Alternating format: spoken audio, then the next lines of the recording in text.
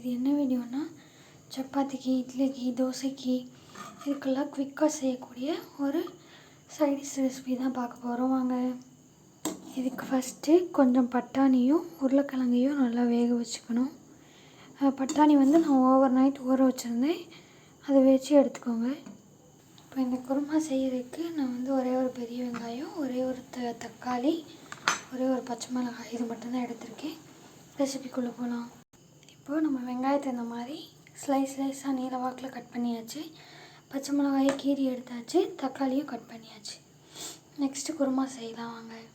நம்மளோட பட்டாணியும் உருளைக்கிழங்கும் நல்லா வெந்துருச்சு, அதை எடுத்தாச்சு. இப்போ குருமா வச்சிடலாம். இப்போ ஒரு பாத்திரம் வச்சாச்சு, அது நல்லா சூடானவுடனே அதில் எண்ணெய் சேர்த்துடலாம்.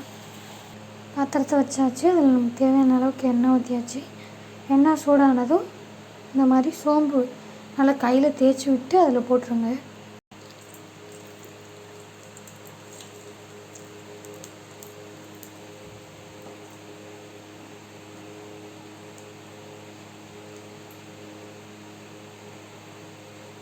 சோம்பு பொரிஞ்சிருச்சு. இப்போ நம்ம வெங்காயமும் பச்சை மிளகாயும் இதில் சேர்த்துடலாம். இப்போ இதை நல்லா கிண்டி விட்டுடலாம். நல்லா வதக்கிட்டு கண்ணாடி பதம் வந்தது இதில் தக்காளி சேர்த்துக்கலாம். இப்போ நம்மளோட வெங்காயம் பார்த்திங்கன்னா கண்ணாடி பதம் வந்துருச்சு. இதில் தக்காளி சேர்த்துக்கலாம். இப்போ நம்ம இதில் தக்காளி சேர்த்தாச்சு. இது கூட லைட்டாக உப்பு போட்டு வரலாம். அப்போ தான் நல்லா தக்காளி குழஞ்சி வேகும். நீங்கள் உப்போட அளவு பார்த்து போட்டுக்கோங்க, ஏன்னா நம்ம பட்டாணியும் உருளைக்கிழங்கும் வேகும்போது உப்பு போட்டிருக்கோம். அதனால் இப்போ இதில் இஞ்சி பூண்டு பேஸ்ட் வந்து ஒரு 1/2 டீஸ்பூன் அளவுக்கு சேர்த்துக்கோங்க. இந்த மாதிரி எல்லாமே வெந்ததுக்கப்புறம் இதில் நான் சொல்கிற மசாலா ஐட்டம்லாம் சேர்த்துக்கோங்க. கொஞ்சமாக மல்லித்தூள் சேர்த்துக்கோங்க.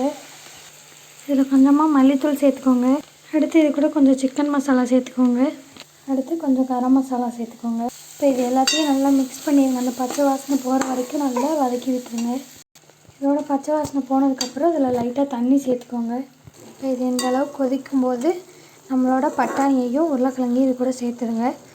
நான் ஏன் மசாலா ஐட்டம்லாம் கரெக்டாக மெஷர் பண்ணலைன்னா, நீங்கள் எவ்வளோ குவான்டிட்டி வைக்கிறீங்களோ அதை பொறுத்து மசாலா ஐட்டம்ஸ் வந்து கூடவோ குறைச்சோ நீங்கள் ஆட் பண்ணிக்கோங்க.